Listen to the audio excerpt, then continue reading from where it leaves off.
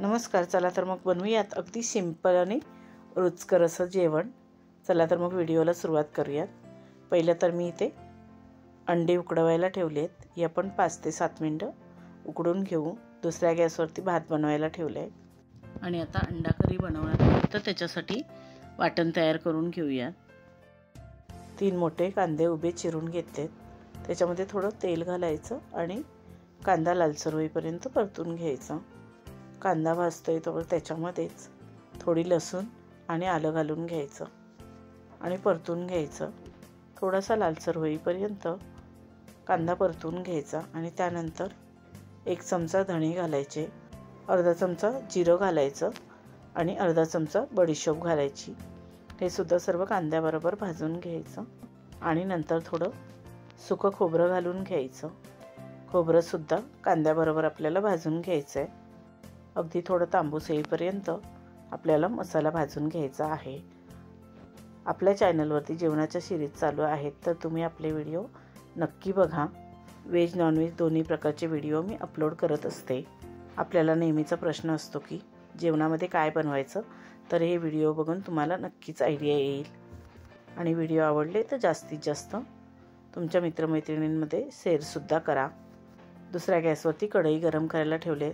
कढीपत्ता आणि चिरलेली मिरची घालून घेतले आणि टोमॅटो घालून घ्यायचा आणि बारीक चिरलेली कोथिंबीर घालायची आणि हे सर्व तेलामध्ये परतून घ्यायचं. चवीप्रमाणे मीठ घालायचं. मीठ घातल्यामुळे टोमॅटो लवकर शिजला जातो, अगदी मऊसर होतो.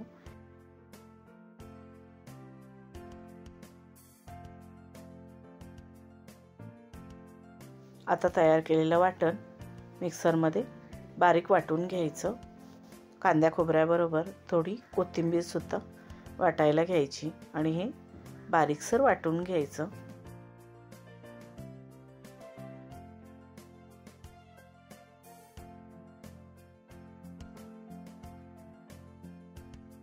आता आपण मसाले घालूयात. 1.5 चमचा मालवणी मसाला, हळदी पावडर. मसाले घालून झाले की फोडणीमध्ये मसाले चांगले तेल सुटेपर्यंत परतून घ्यायचे. मसाले चांगले परतून झाले, ग्रेव्हीला चांगलं तेल सुटलं की त्याच्यामध्ये तयार केलेलं वाटण घालून घ्यायचं.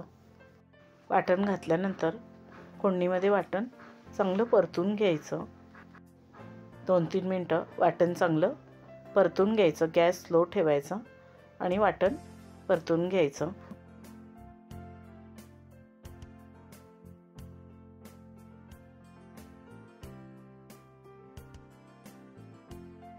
नंतर आपल्याला जेवढी पातळ घट्टही करी पाहिजे त्याप्रमाणे पाणी घालायचं आणि याला छान उकळी येऊ द्यायची.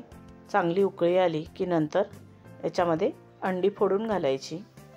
अशी आपण डायरेक्ट अंडी फोडून अंडा करी बनवली तर ती खूपच टेस्टी लागते आणि अंड्याला मसालेसुद्धा छान लागतात आणि ही अंडा कढी खूपच चविष्ट लागते. तुम्ही अशा पद्धतीने अंडा करी नक्की बनवून बघा. अंडी घातल्यानंतर अंडा करी 8 ते 10 मिनटं स्लो गॅसवरती छान शिजू द्यायची. तोपर्यंत मी ही उकडलेली अंडी सोलून घेते. फ्रायपॅनमध्ये तेल गरम करून त्याच्यामध्ये कढीपत्ता घालून घेतला आहे आणि अर्धा चमचा आलं लसूण कोथिंबीर आणि कढीपत्त्याची पेस्ट घातली आहे. गॅस पूर्ण स्लो ठेवायचा आणि मग मसाले घालून घ्यायचे. 1 चमचा मालवणी मसाला, हळदी पावडर आणि अर्धा चमचा गरम मसाला. चवीप्रमाणे मीठ घालायचं आणि मसाले तेलावरती 1 ते 2 मिनटं चांगले परतून घ्यायचे. ही उकडलेली अंडी मी मसाल्यांमध्ये फ्राय करणार आहे, तर मसाला चांगला परतून घ्यायचा आणि मग अंडी मध्ये चिरून घ्यायची आणि या मसाल्यांमध्ये सर्व अंडी घालून घ्यायची.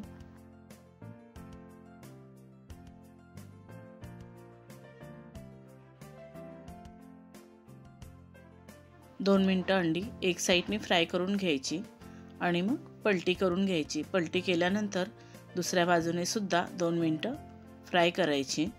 ही फ्राय केलेली अंडी आपण चपाती भाकरी कशासोबतही खाऊ शकतो. अगदी आपण सकाळच्या घाईच्या वेळेस डब्यालासुद्धा अशी झटपट बनवून देऊ शकतो. खूपच छान लागतात. दुसऱ्या बाजूने सुद्धा 2 मिनटं फ्राय करायची आणि मग गॅस बंद करायचा. ही आपली अंडा करी सुद्धा तयार झालेली आहे. तुम्ही अशा पद्धतीने अंडा करी नक्की बनवून बघा।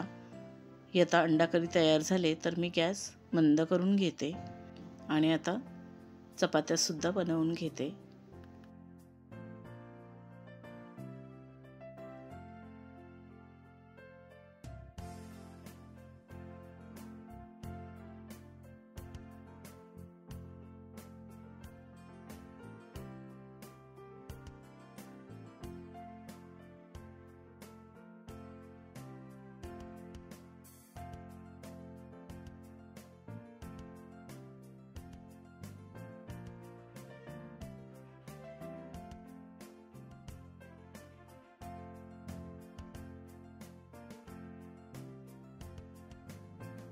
चपात्यासुद्धा बनवून झालेल्या आहेत। आता अंडा करीमध्ये चिरलेली कोथिंबीर घालून घ्यायची।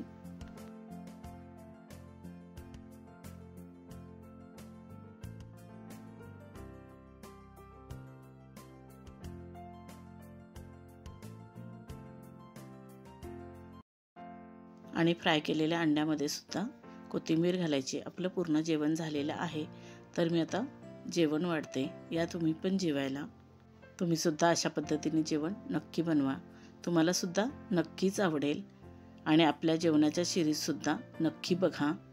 व्हेज नॉनव्हेज दोन्ही प्रकारचे व्हिडिओ मी अपलोड करते आणि ते व्हिडिओसुद्धा तुम्हाला नक्कीच आवडतील। आणि हा व्हिडिओ कसा वाटला ते कमेंट करून नक्की सांगा। व्हिडिओ आवडला असेल तर व्हिडिओला लाईक शेअर करा आणि आपल्या चॅनलला सबस्क्राईब केलं नसेल तर सबस्क्राईब करा। बेल आयकॉनचं बटन क्लिक करायला विसरू नका, त्यामुळे नवीन येणाऱ्या व्हिडिओचं नोटिफिकेशन तुम्हाला सर्वात आधी मिळेल। ही आपली मस्त अंडा थाली बनून तयार झालेली आहे। तुम्ही हा व्हिडिओ शेवटपर्यंत बघितल्याबद्दल तुमचे मनापासून खूप खूप धन्यवाद। आता आपण भेटू अजून एका नवीन व्हिडिओमध्ये। Bye bye.